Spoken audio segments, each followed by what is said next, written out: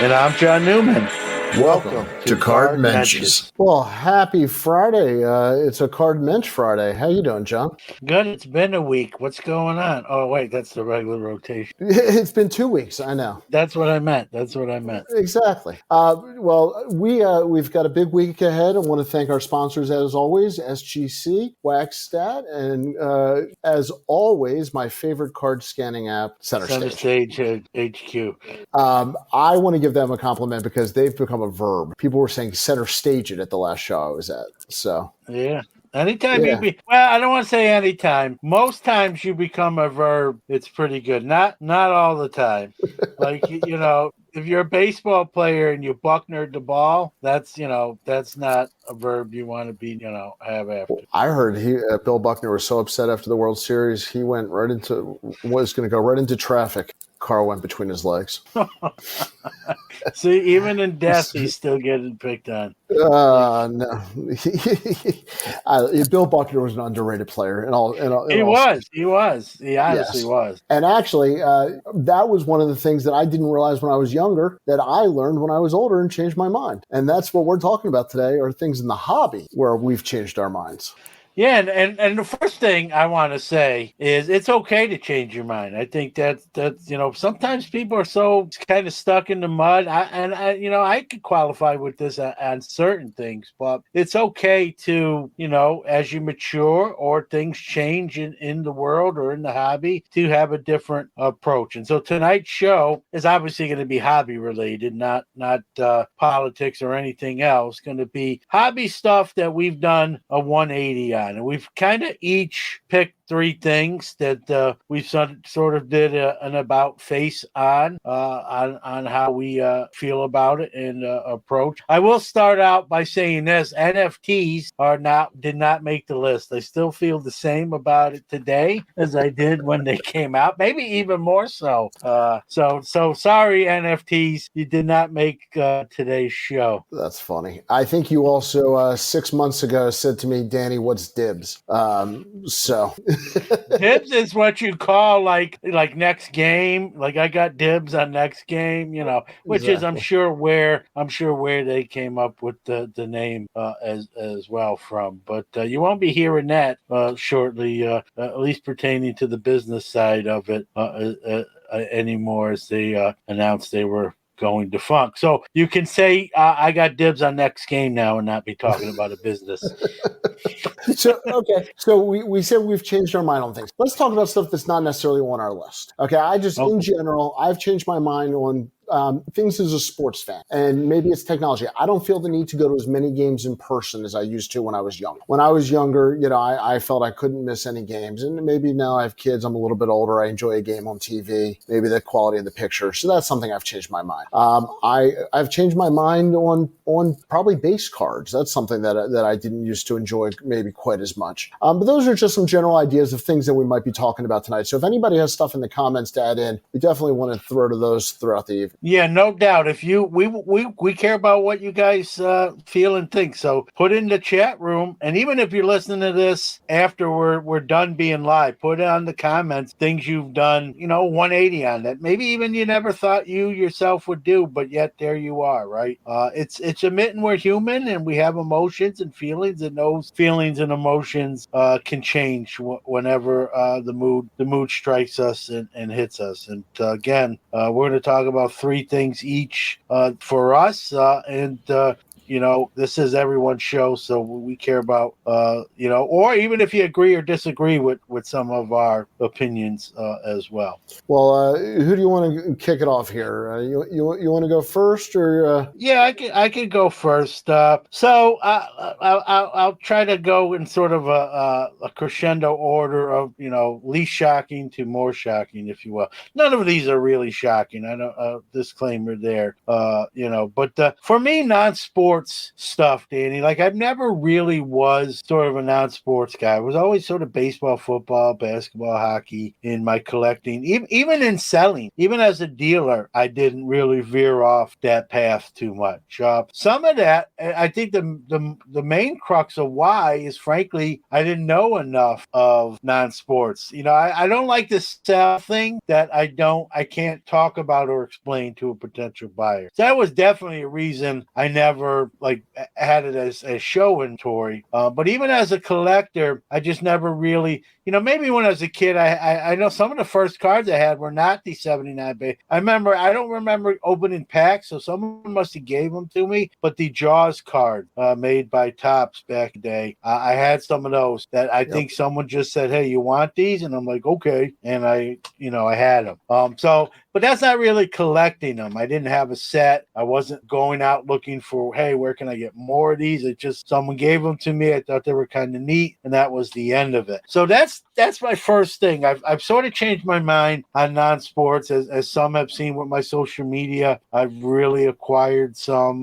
grails. I've acquired Billy Joel's Panini sticker. I just acquired Al Pacino's first appearance on any kind of trading card collectible. It's a Spanish release, 1976 brand called Fans, Fans. I've got Lady Gaga's first card. Yes, I'm a Lady Gaga fan. The truth comes out. I've already kind of announced that.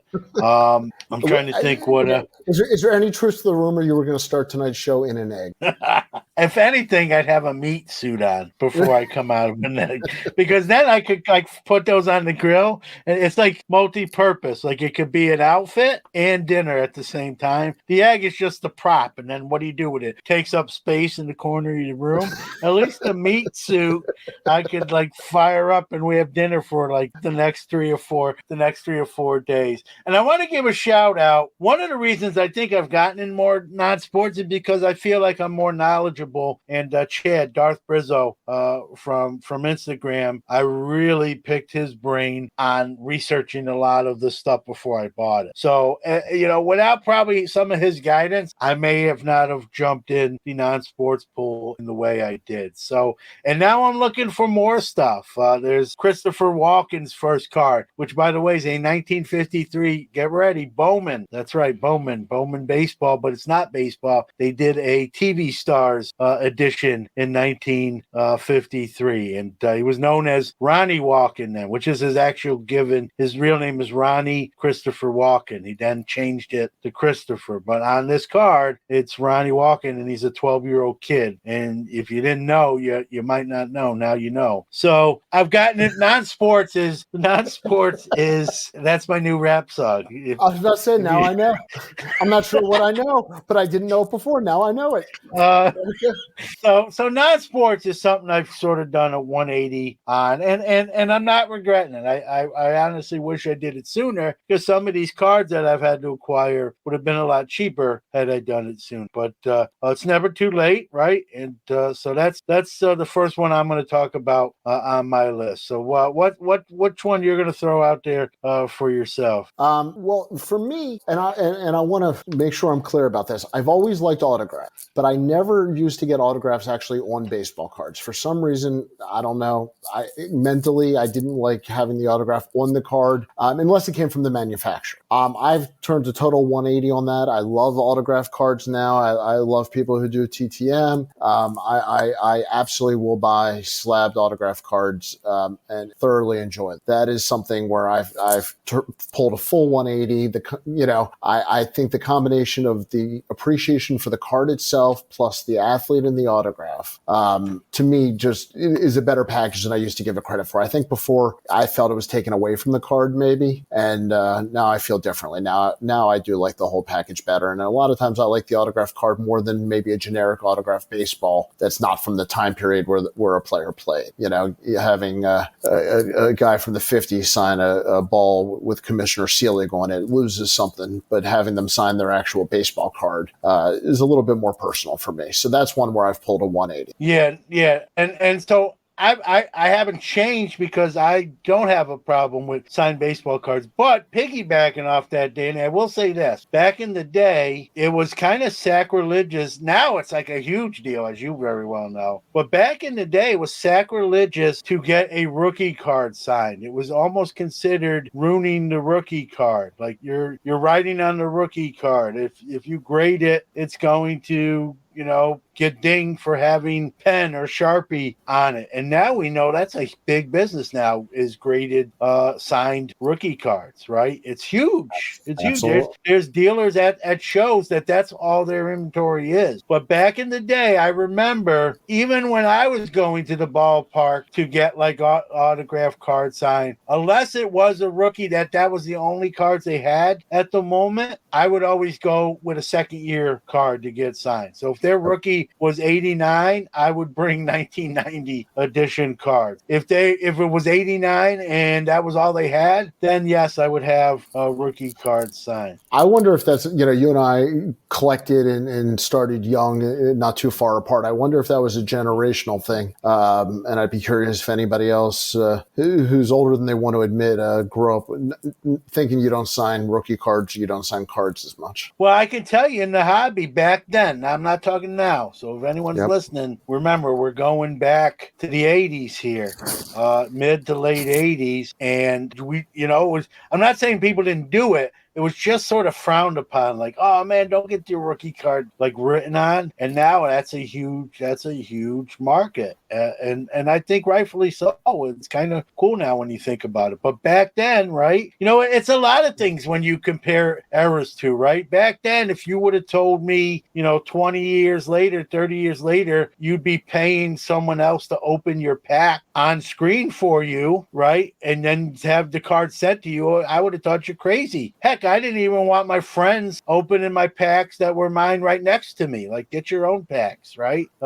Get off my lawn, get off my packs, buy your own. Or you opened all yours. I just haven't finished opening mine. You opened them too quick. But, that same person had bought into breaks and watched someone else open, packs on screen where I might get some of those cards. If you would have told me then that would be a thing 30 years from now, I would have thought you crazy. Another thing I've already changed my mind on is grading itself. When grading first came out, Danny, I've said this on my show, I thought it was a money grab and a gimmick. There's probably some people still would say that. For some companies. I'm not one of them anymore. I've done a complete 180, but that's not a recent one. So that's why I'm mentioning it, but it's not one of my three because I've changed quite a bit ago. So that's not a new revelation. But, sure. That's just an example of changing your mind. Okay, a little housekeeping here. I want to thank everybody who is tuning in from Fairleigh Dickinson, upsetting Purdue. That's a final 16-1 in the NCAA tournament. We are live every other Friday night. We got a hello from Contender Sports Cards. Evening, fellas. We also have a hello from a league of her own. Hello. Hello. And Hodges. Yep. Hello, John and Danny. Hello back at you. And then actually, I thought this was an interesting comment. For decades, card designs included a facsimile signature, so apparently designers / producers of cards thought the cards looked better with an autograph on it. Well, I'll say I thought some years looked better than others. I didn't think it was consistently good or bad. I always thought it had to do more with the overall aesthetic, but that's a great. Yeah, that was from Dufex of Life. Yeah, listen, cards are made to get signed, right? I mean, that's sort of one of the intents, right? I mean, my dad, told me stories back when he was going to Ebbets Field. Sometimes the cards would get assigned, not in the same probably way today where you go to a game, right? And the autograph hounds, they got like books with the cards, or they just pull out a page and it's all that one guy and they hand the guy the book. And a lot of times the player will say, listen, I'm only signing one of these. I got to get to everybody, right? But they at least try, right? It's a different era when it comes to autographs. I mean, back in the 40s and 50s, autographs were like, hey, this is my favorite player. This is my favorite team. This is for me. Now we know there was no eBay in 1956. So it's a different era. I was about to say, that's called a professional tease. John, do you have anything else on your list of things that have changed your mind? Yeah, so listen, love me or don't love me, I'm a straight shooter. I'm an honest guy. And this one might might shock somebody, right? Most people have heard me talk about PWCC at different times on the show with some of the alleged past discretion and things that happen, right? And I think I may have even said, there'll never be someone I do business with. But I had Jesse Craig on the show about a year and a half ago, 2 years ago, and I've gotten to know him and met him in person, talked to him in person. Really good guy, and so I've softened my stance. And a couple weeks ago, as you well know, Danny, I made a purchase on a PWCC auction, and I didn't have I've only bought one card. I want to sound like a lawyer defending myself here. I only bought one card. It was a Griffey hot gloves from back in the Ultra days. So one of those 90 inserts, tough inserts. And I didn't want to, when only owning one card, I didn't want to deal with all the pay to ship it. I didn't necessarily need it. It's not a card that's going to go out in my showcase necessarily. So I have a PWCC vault, I guess now. Wow, you didn't even tell me that. With this one card in it. So listen, nothing's come. I'll say this. It's been years since we've heard anything negative. Everything else prior, while I may believe it to be some truth, where there's smoke, there's fire, that sort of thing. They've apparently, whether it's scared straight or whatever the case may be, they've cleaned up their act. I haven't heard anything, even in the whispers that don't always make it to airwaves. I haven't heard any more negative stuff. And so, if the feds are not going to charge them and they've cleaned up their act, I've gotten to know someone who's very high up there, who actually, frankly, was hired after those things apparently or allegedly went down. I'm going to kind of turn the page, and I did buy something on the PWC auction. You want to read that, John? My eyes. Yeah, Contender Sports Cards on Instagram. He says, I changed my mind on selling cards raw as opposed to grading them first to resell. Yeah, and listen, I'll back that. I've sell both graded and raw cards. The only bad, I don't want to say bad, maybe that's not the right terminology. The only risk you take with selling a raw card, right? If it's not in person, obviously, is the old switcheroo, right? You send, I'm just going to make up a card, right? You sell a Steve Garvey rookie that's very good, excellent, and someone buys it, and you send it to them, and they have a beat up Steve Garvey, and they keep yours that you send them, and they try to tell eBay or whatever selling platform, hey, this is what he sent me. Look at this. This is not the card in the photo, right? And it's a way to upgrade their raw card and get it for free, right? And listen, most people don't do that. I'm not trying to say Uncle John is not coming over to tell bedtime stories. Yeah, so, but it has happened. It has happened. It's happened to me.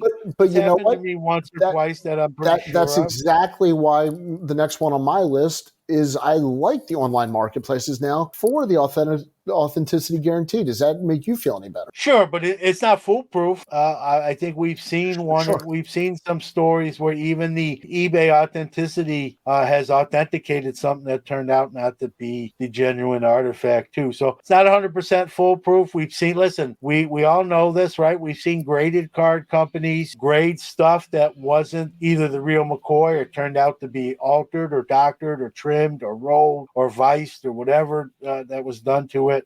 We've seen autograph authenticators. They're usually pretty good. Well, we've even seen them, certify something that turned out to be maybe a clubby signature or not even authentic. So remember, people are human. Okay, so let me give that disclaimer too. Mistakes will happen. Nothing is 100% foolproof. And I know I mentioned the switcherooski. 99% of people would not do that sort of thing, right? But there is that 1% that's out there that if you cross paths, that's where you can get burnt on a raw transaction. I sell raw cards too, Contender Sports. So I'm not saying you're wrong or it can't be done. I do it, but I'm saying that's the risk you're willing to take when you do that. But I'm gonna agree with you and say it's come so far in the last couple of years that I now feel much more comfortable that I have some sort of support behind me. I remember when PayPal dictated, every eBay transaction, you could just void it on PayPal, and as a seller, you'd really be screwed.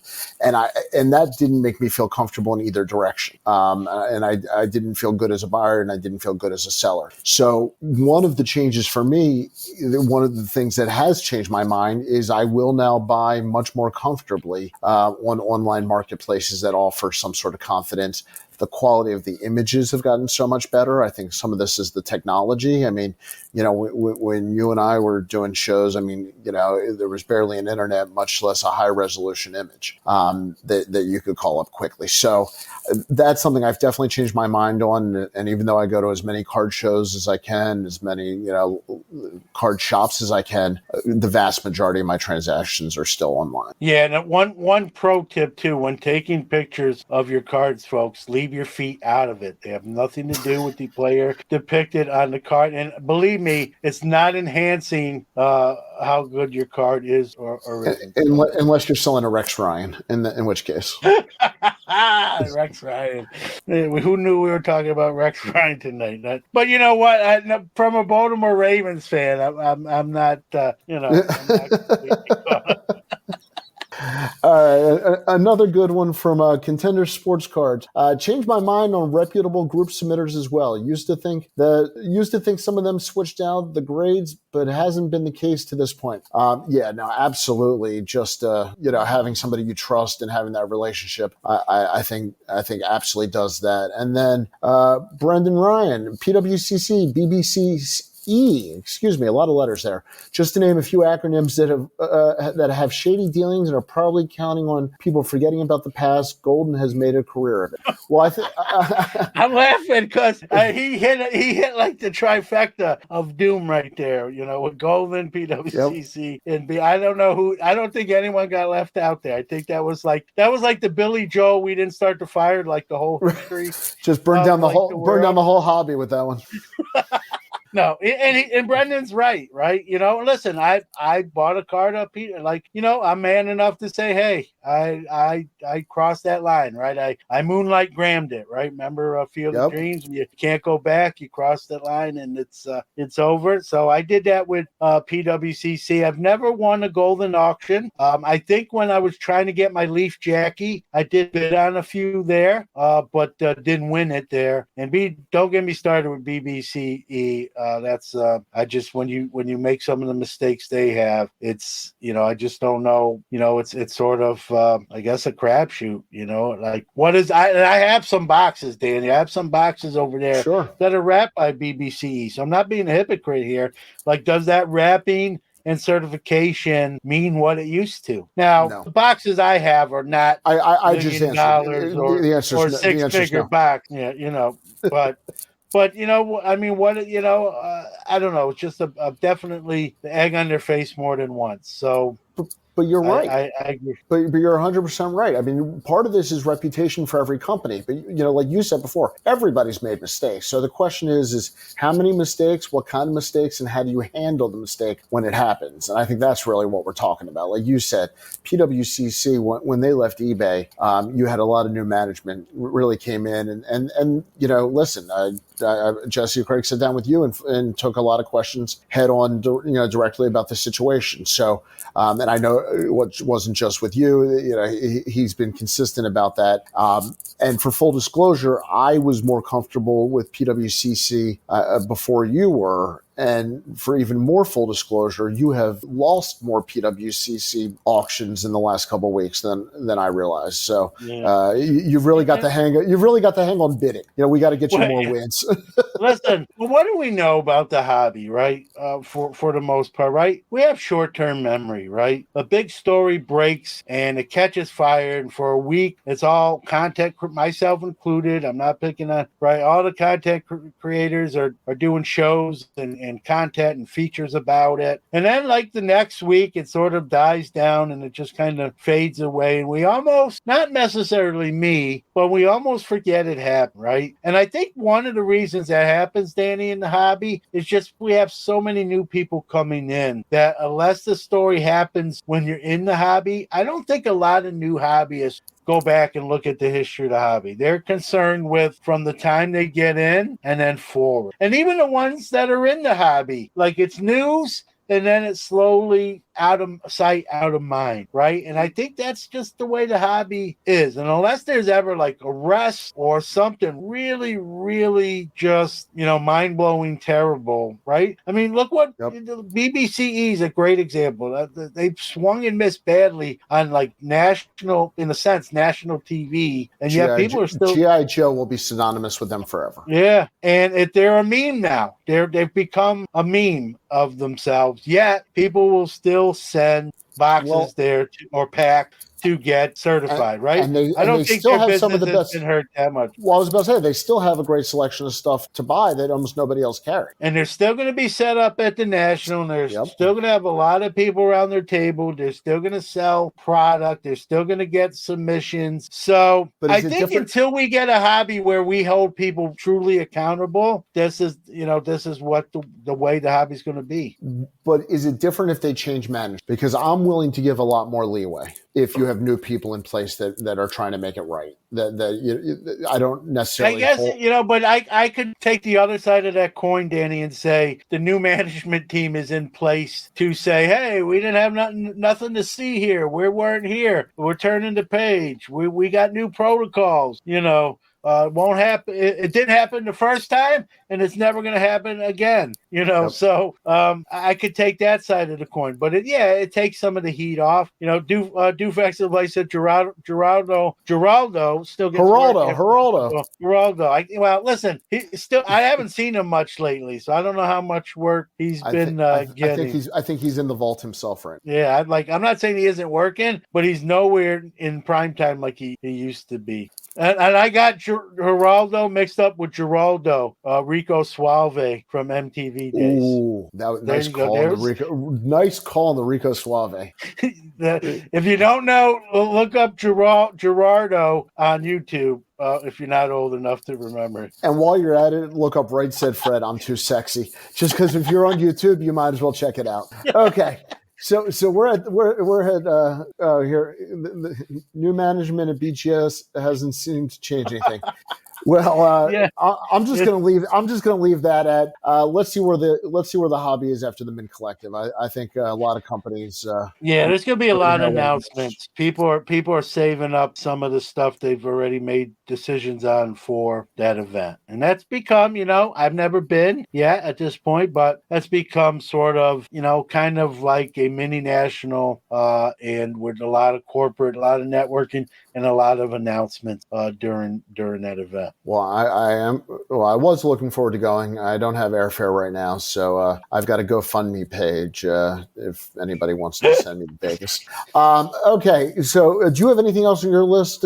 Yeah, we'll go through it quick. I know we're running up again. We're having too much fun tonight, and we kind of touch on it, right? Card shows, and please, what I'm about to say, don't take it. I love a card show as much as the next guy. I'm set up Sunday at the fairgrounds, and I do, about 6 to 8 card shows a year as a dealer. And I go to others as a consumer. But back in the day, I used to go to card shows. I used to travel and and this was before the boom of card shows that we know today. I was almost every weekend at a card show. And the older I get, and I was younger and more spry and could take the travel and not miss a beat, right? It was before my son was born. My son's now 23, so it's not like he's preventing me from going. But I don't enjoy that grind. I'll just say it like that, Danny. I don't enjoy the grind of going to a card show every weekend. You see these content, and God bless them. God bless them. I'm not saying they're bad, they're wrong, or I'm right. I just can't keep up with traveling the country at a card show. I enjoy my weekends too much. And whether that's, doing something with my wife or just taking a nap on a Saturday or just watch sport or the first 48 marathon or whatever it is,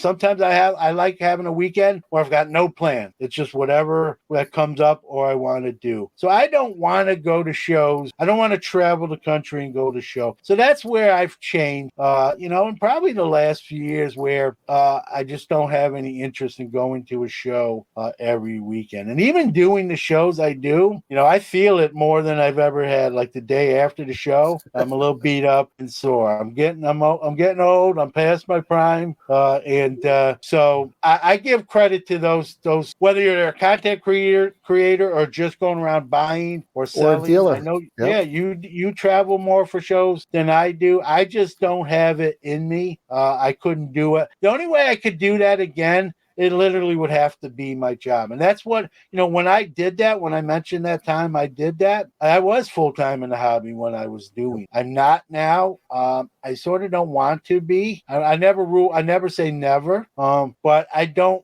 I don't want to be somewhere else every week. I want to be home sometime. Well, as somebody who works full-time in the hobby, I'll pretend not to be insulted by that.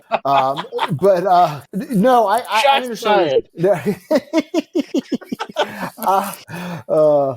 That's an offline joke, kids. So I enjoy going to shows even for my downtime. So maybe that makes me a total card nerd, but if I wasn't working, I would still look for card shows. And as you know, I go to card shops every city I'm in. I'm dealing with some family travel right now, and any minute I can get to a shop, I try to hit as many local card shops as possible. So for me, even on my downtime, I would be doing that anyway. So you and I are a little bit different there. I get energized walking into a show. Now I don't set up as a dealer, and that's the difference. It's a whole different type of work. Setting up as a dealer is a long day, or multiple longs. Hello, everyone, collector stream. And so I don't know that I could do the setup, the breakdown, and work the table myself all day, or much less a multi-day show. So there is a difference there, but I can I'll go to as many shows as I can get to. Plus, I don't like to drive like I used to. Like I used to drive like 4 or 5, 6 hours straight. Don't even stop to use the restroom or get a drink and just go. I can't do that anymore, man. I'm past my prime when it comes to certain things, right? Hour and a half, 2 hours, I'm like, hey, who's taking over? There's no one else in the car. I'm like, it's a trip I'm making by myself without my wife. So, I just don't have that stamina for driving, for traveling, like I used to. But I will say this, I can give all the details. I am going out of state for a show in April. Details come. Yep. And as you know, I'm in the middle of driving 5 or 6 hours every day right now. So I'm getting to the place where I'm starting to feel it a little bit, but I will give a shout out to New Balance if they want to send me free sneakers. I now carry multiple New Balances for every trip and every show, so maybe that's my age. All right, before we move on, anything else? I know we could probably list 100 things because I think we adapt more or less pretty well. Yeah, no, those were the 3 things, that at least are fairly recent. We went back in the archives, like you said, we could do 2 hours, but we kept it to just sort of recent changes of heart. So. Well, then I think it's time we tell people that they should be checking out waxstat.com for the hobby's best wax pricing information, and they really are fantastic. And of course, download the Center Stage HQ app from the App Store or iOS and Android. It could not be easier. Place your phone over the card, scan, get the price, and they now include a lot of graded cards as well. And our favorite, as always, experience, quality, consistency, and the quickest turnaround times in the grading industry. We are proud to partner with SGC Grading. Check them out at www.gosgc.com. Now, I'm going to cut you off here because you usually speak up. Because I was going to say something. I know, but I need to give a shout out because I'm in the middle on my personal podcast of doing a comparison between a couple grading companies and the turnaround times.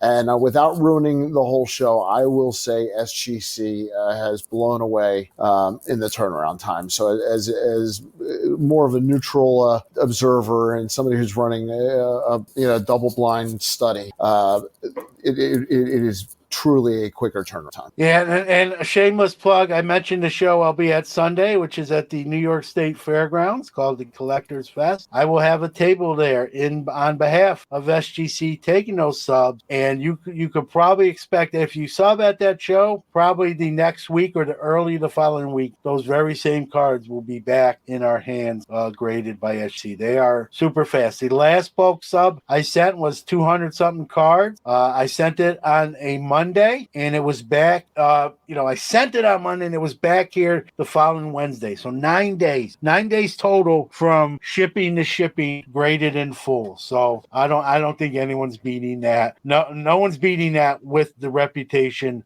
behind it as well. So that's all I have. Which means it is time for... Welcome to the failure segment, where John and Danny share their picks sure to go wrong.